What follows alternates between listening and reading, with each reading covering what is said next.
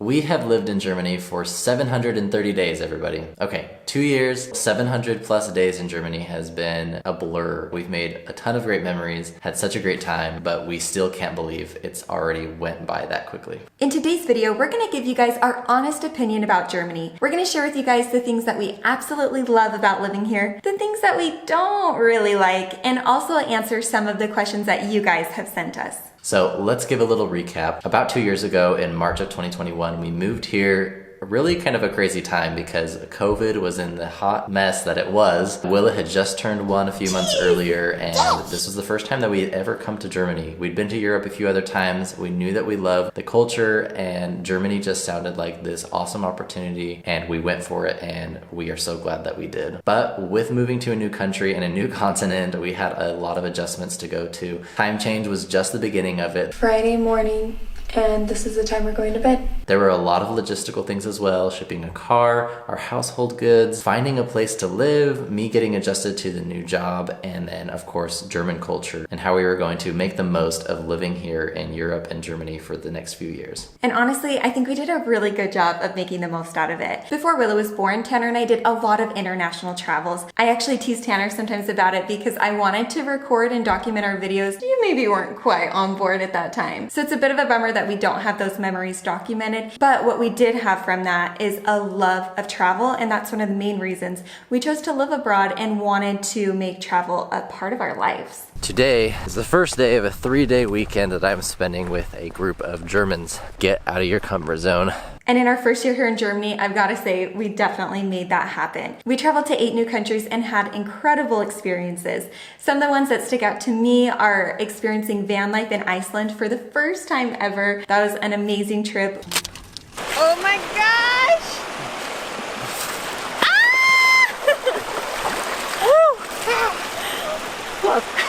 Hey, what are you laughing at? We also traveled to Greece and experienced all of that beauty. Swim, swim, swim, swim, swim, swim, swim. Swim.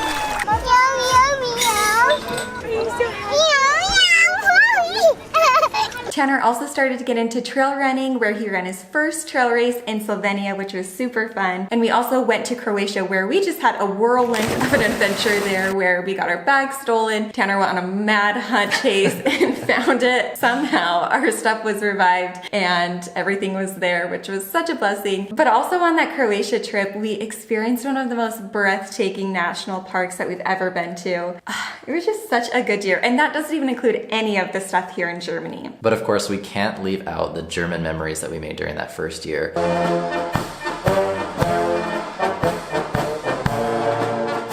A few that come to our mind was definitely making new German friends who are very warm and welcoming to the country. I think that's a big reason why our experience here in Germany has been so well, is because people have been very welcoming, and so many of you have made our transition here very smooth. So thank you. One of our fondest food memories in Germany has to be eating Käsespätzle, and we had this in the same place twice when we went down to see Neuschwanstein Castle, a small little town just outside of Füssen.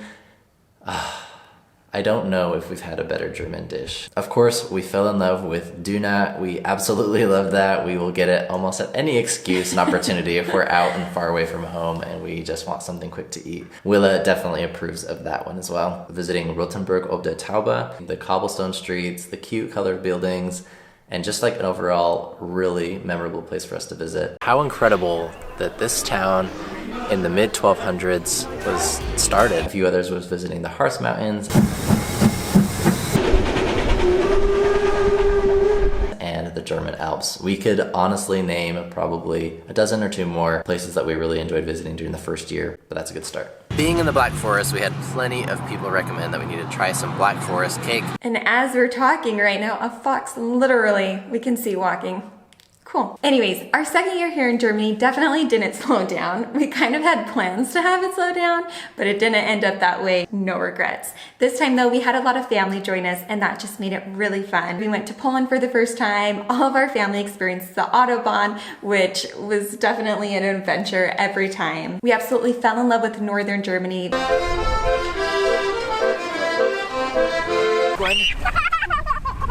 We'd went to Hamburg the year before, but it was just such a fun trip the second go around, being able to see some of the coast and go on to one of the islands. It's hard to say which trip was our favorite for this year, but Switzerland was definitely one of the top ones. Honestly, we hiked a lot. We just took it really slow. We camped. Quite literally, we're eating like ramen noodles and boiled eggs. But it was really special and we didn't even know it, but I was actually pregnant at the time. Shortly after Switzerland, we went to London and had an amazing time eating food, experiencing the city, and quite honestly, enjoying being in an English-speaking country. Then my parents came out. We visited Belgium and France. My dad lived in Belgium 40 years ago, so it was fun going back and visiting there. Then Risa's grandparents came. We visited Hungary, Slovakia, Slovenia, Poland, Czechia. It was a great time. And if you missed that video, her great grandmother is actually from Hungary, so it was special to go visit there. And for the first time, we went on a friend's trip without Willa. It was bittersweet. We went to Spain, France, Italy, and had an amazing time with them. My mom, on the other hand, who flew in to be with Willa, had quite the experience, and that video is definitely worth watching if you haven't watched that one. And after reflecting back on last year, I'd have to say probably the most touching experience for us was being able to host our Ukrainian friends, and we still to this day stay in touch with them. We love them, and that memory will be forever ingrained in us. We really do love them and think about them often. It's crazy to think that that's almost been a year.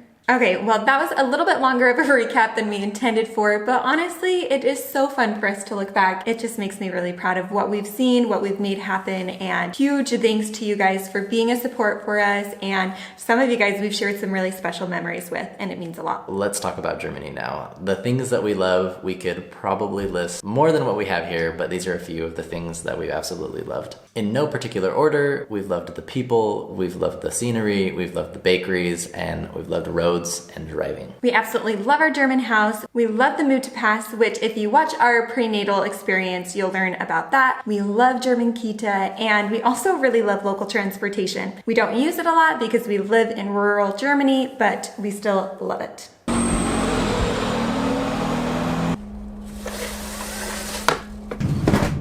Whoa. And as we've mentioned before, the proximity to other countries from Germany is absolutely unbeatable. We love that aspect. We love December, the Christmas markets and the activities that go on there. And of course, the focus on sustainability and secondhand shopping. Now, things that we don't particularly love. Well, right now, from the months of like January to March tend to be our least favorite here in Germany. It can be a little gray. It rains a lot, and honestly, you can go a week without seeing the sun, and that can be difficult. Or more, honestly. I think this last week it was almost 2 weeks before we had the sun, and when it came out it was like salamander sunbathing.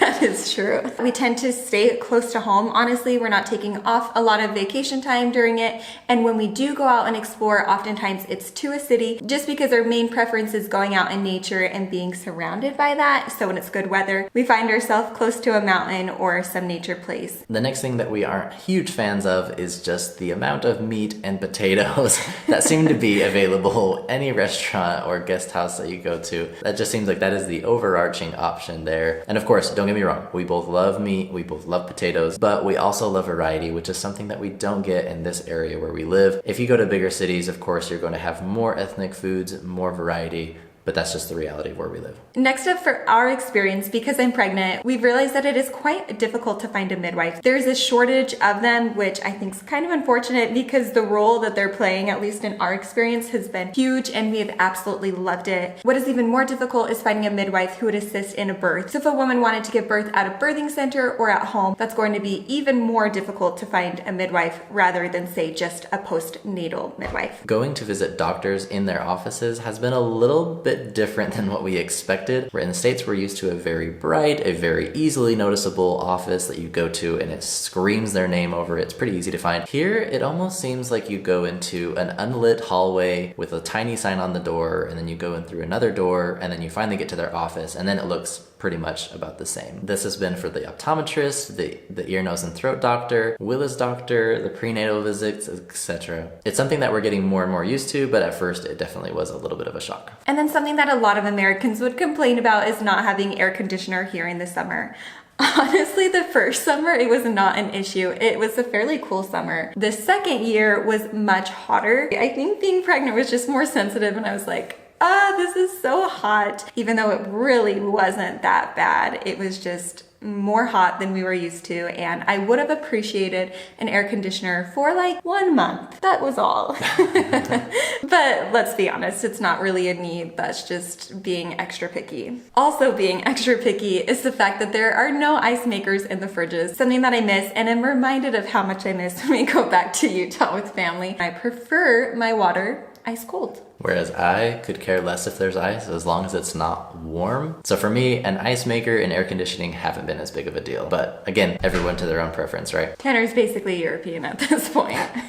Okay, that's all that we can think of right now. Of course, we didn't go into much detail on any of these, but if you have any questions or like to follow up with them, definitely leave them in the comments below. But now on to your questions. I wondered on what date Risa is due and how her knowledge of the German language is doing. To answer the first question, I'm due March 8th, which means that by the time this video is posted, we could very likely have a baby in our hands. That's so exciting. Even behind me, where my head is, you can see some birthing affirmations. So we're getting prepped, we're getting ready, and we're excited. As for the German language, this is something that we are getting asked a lot. I am noticing that I'm starting to understand the language more when I hear it. Maybe that's not huge steps, but for me, it's fun to hear conversations between Tanner and our landlords, or just people at Keto or in the store or something. And most of the time I can pick up on what's being said or kind of piece things together. I do speak a little German when we go to supermarkets to Keto. Like, I'm saying the very basics still. I mean, you have to know that to be able to get around. And I'm trying to speak some. Even yesterday, Willa and I went to her friend's house from Kita and her mom was speaking German. Little things like that where I'm trying to learn and grow where I can. Speaking of how our German is doing, there were quite a few questions about this, and rightfully so. 2 years in a country kind of gives you enough time that you have experiences and interactions to be able to pick up and learn on them. Unfortunately for our situation, because Risa's home a lot and because I work with a lot of Americans and English-speaking Germans, maybe we don't have quite the same immersion that other people do, but we still try to take advantage where we can. A few of the questions are, how are your German skills after 2 years? A video in German, English subtitles would be nice. How much German are you learning by immersion? Is it tough going on with limited knowledge of the language? And does Willa understand and speak German? Quick recap, coming to Germany, we practically had zero, in fact, I would say we had zero practice and really knowledge besides a few choice words in German and 9. Coming here with a blank slate, I can say that we've made considerable progress. I love learning languages and I'm hoping to learn German plus 1 or 2 more on top of what I already know because I just think it's really fun. I feel like I'm increasing my vocabulary and that's been nice, but grammatically I still need a lot of practice, so I need to be focusing a little bit more on there. I do try and take advantage of talking to coworkers at work who are German, our landlords, and people that we just meet. Try to keep conversation going, practice what German I know. Calling the offices for doctors, calling hotels, restaurants, etc. has also been really great practice. And for Willa, we do think that she understands quite a bit of German. We have been told from her educators that she does understand what they're saying, although most of the time she will respond in English. We do think that she's understanding quite well. And I saw that firsthand yesterday as she was playing with her little German friend. The one would speak in German and she would talk in English, and somehow they're starting to both understand each other. It's kind of cool to see little 3-year-olds converse and play together. Now that we've been talking about learning German, I want to share with you my experience of taking German classes with Lingoda. Lingoda is a language learning school that teaches English, German, French, and Spanish to every level of learner. On Lingoda's platform, it's easy to book classes that fit my schedule and preferences because Lingoda has teachers all over the world. I also appreciate that each class is taught by a native level speaker and has no more than 5 students, which gives me plenty of chances to speak, read, and ask questions throughout the class. Before my classes, I like to preview the lesson materials and flashcards to be better prepared and take notes of what words and phrases I specifically want to focus on during the lesson. After class, I like to review lesson exercises for more practice and see which areas I can improve on from the teacher's feedback. Lingoda is currently offering the Sprint and the Super Sprint Challenge to help you on your language learning journey.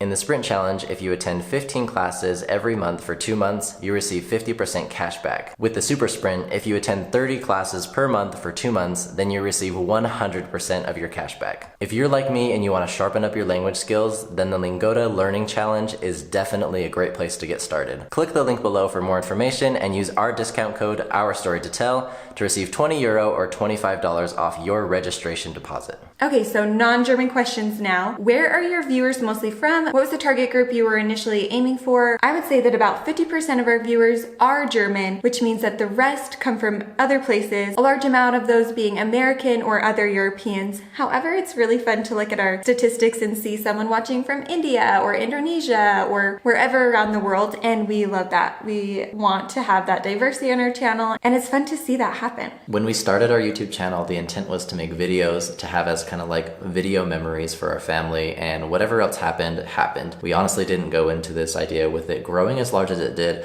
but it's been really exciting to meet so many people along the way and to see it be quite successful. At least we think it's been really quite successful. Oh yeah, I literally remember being in Utah and being like, 55 people are watching this video. Like, I can't believe 55 people are interested. To this day, I still feel like we feel that way. Whether it's 55,000 or 5,000, we're like, we cannot believe people are interested in seeing our family and our adventures. And that really does mean a lot to us, because the main reason we do this is to document our little family's adventures, to have these home videos that we can always look back on. They're like treasures to us, honestly. Are you gonna go watch the sunrise at Goblin Valley?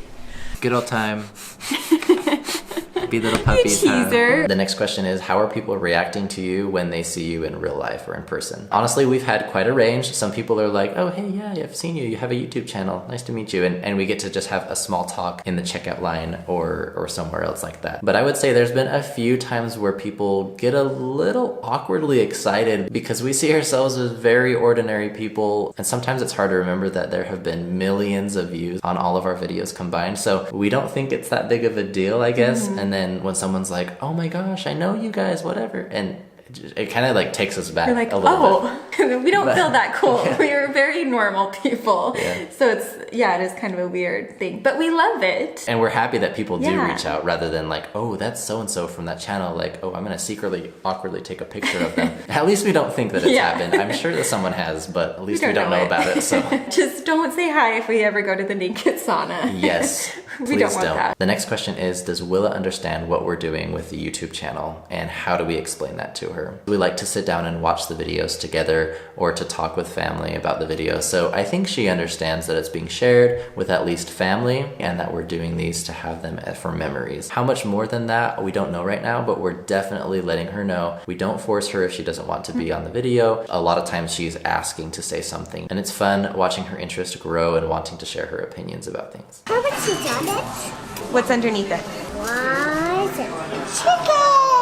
It's really flavorful. Does it taste like rice? Yeah. But honestly, how much can a 3-year-old comprehend of, how many viewers are watching or what it really entails? Like, I'm sure within time that will come, but also our focus isn't about how many people are watching our videos. Our focus again is documenting our family memories and having these for us. It does take a lot of time filming and editing, and not having her in them wouldn't make sense because we are doing this for our family and our memories. That's our why behind it. And although we do love to hear what videos you guys like to watch and hear your feedback, ultimately it's our story to tell, and we're gonna do what makes us most happy. With so much food tasting and a lot of it being heavy food, have you already gained more weight compared to 2 years ago? And I've got to say, I definitely have. But I think that's more because I have a little human inside of me rather than our food. Yeah, honestly, we both love living a very active lifestyle. We both try to practice what is called intuitive eating, which is trying to listen to the natural cues in your body of when to stop or when to eat. That's been a really great balance for us in our lives. And although we do video and feature a lot of food, that's because it's something that we really enjoy to do, but it's not like we're eating that all the time. Also, an important thing to mention is we're still in our mid-20s, so we're fairly young. Our metabolisms are still probably at peak performance right now. Yeah. And of course, there's probably a lot of other factors. And one little plug I want to put in here too is we don't own a scale anyways. Weight's not something that we choose to focus on or honestly care about. Me as a dietitian, I think it has its place, but we believe us and everyone else is more than the size, shape, weight of their body. We tend to focus less on our appearance and more on how we feel. The next question kind of piggybacks on the last one. Someone asked why we do so many food vlogs, and do we think that our audience really wants to see those? We try to do the videos that bring us the most happiness, and we connect with food on so many levels. We love food. I don't even know what I just ate.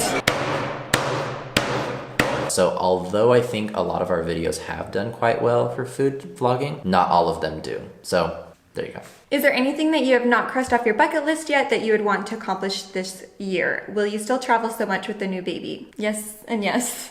To all. We have big plans to do a road trip through the Scandinavian countries as well as go to Eastern Europe if everything works out. Honestly, we will be slowing down with our baby, but Tanner has a lot of time off. So it will appear that we are not slowing down because we are going to try and take advantage of having that time off and really taking it slow and having a different pace of travel this time, but still trying to do what we love, because we've noticed with Willa, because we started so young, she does really well traveling. We want that to be a part of our lives forever. We're starting now, why not? I actually was writing this down in our baby journal. Baby girl who has not been born yet has been to 15 countries already.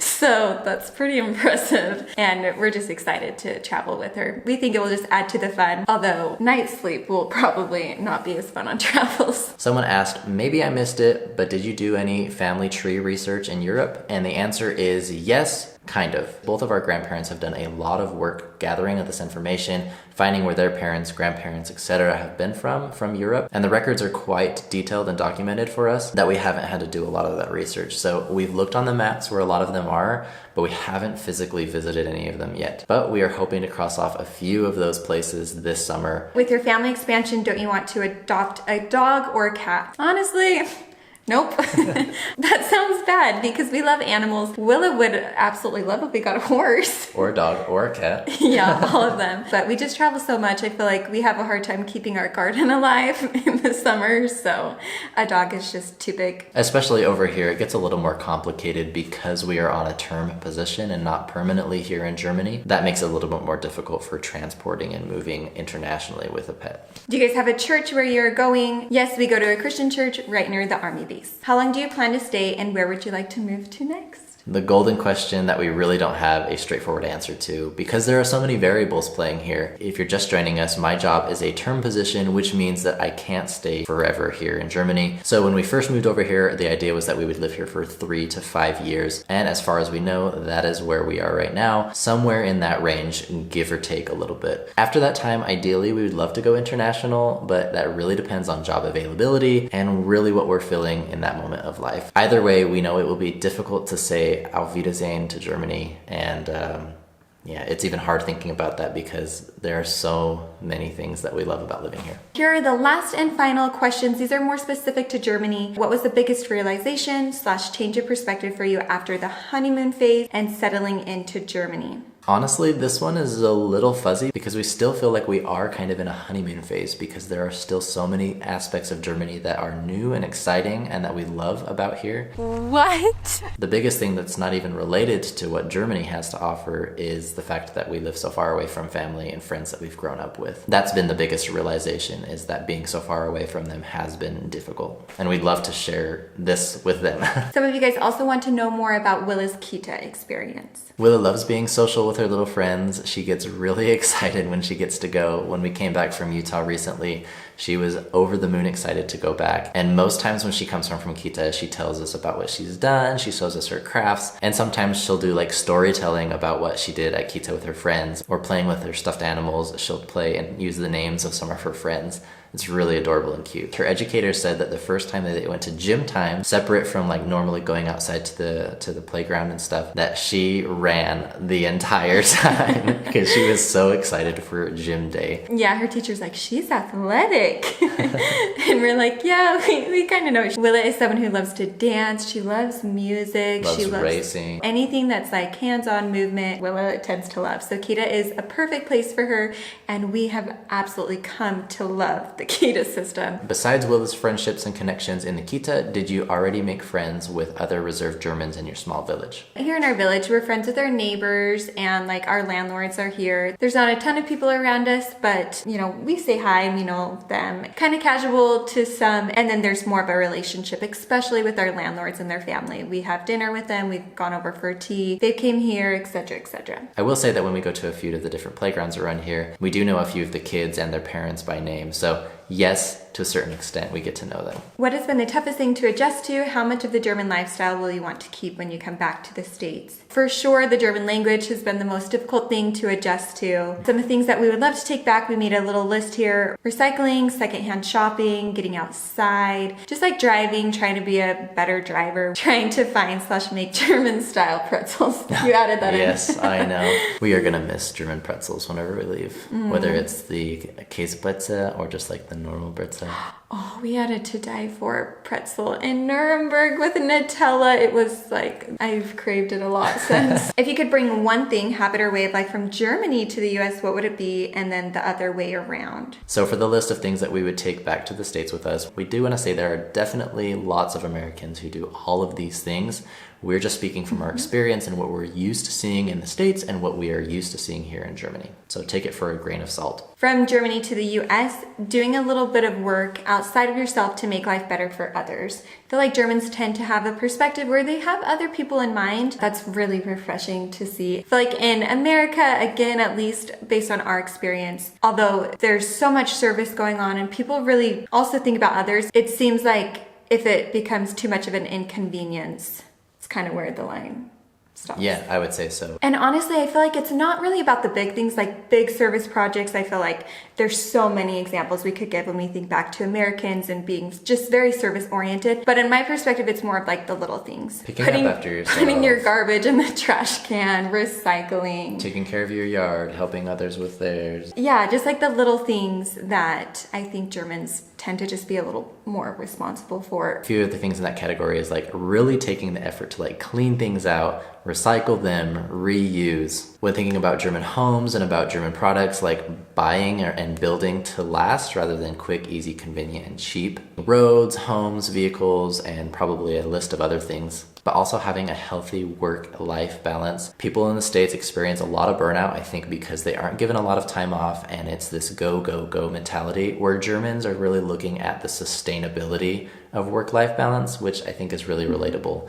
We're definitely fortunate having 12 weeks of parental leave once baby is born, but that's not convenience or commonplace in the States. Whereas in Europe, it's definitely nothing new. And on top of it, sick leave is given a lot more freely here without being penalized. And then lastly, learning foreign language and really putting an emphasis that even though in your small community here in Germany, people wouldn't need to learn anything besides German, but the education system and personal drive is high to learn English or another language, which I wish was a little bit more common in the States. So now what would we want to bring from the US to Germany? This one is really difficult, honestly. We talked about it, and although there's stuff, it's just hard to like specifically pinpoint it. One random thing that I've thought about is having more like convenience stores or grocery stores open later at night. I know that even as I'm saying this, I'm like, no, it's nice because people get a better work-life balance. But that is something that if it's like coming home late from a vacation or you're traveling somewhere else and it's 9 or 10 o'clock at night and you want to get some food, at least in smaller areas, that'd be nice. Oh, a big one actually that I just thought of is not having to go inside to pay for gas.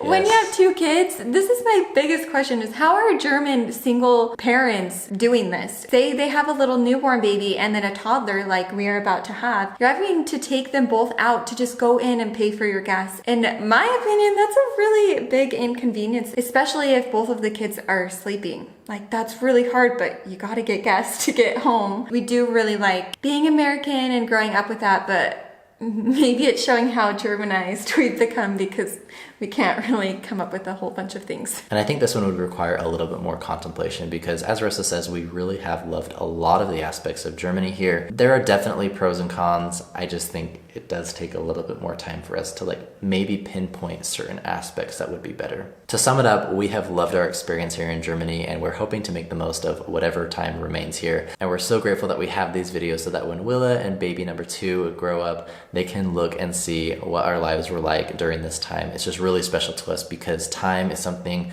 that is the most valuable thing for us. And with that said, we really appreciate you guys taking the time to watch this video. We hope you enjoyed it and had fun reminiscing with us. Be sure to keep your eye out for the next videos because very likely they could include a little newborn baby girl. That's going to be very special for us to share with you, and honestly, probably some of our most intimate videos. We don't take them lightly if we are open to sharing them with you, and we just want you guys to know we appreciate having you guys in our corner. We'll see you guys on the next video.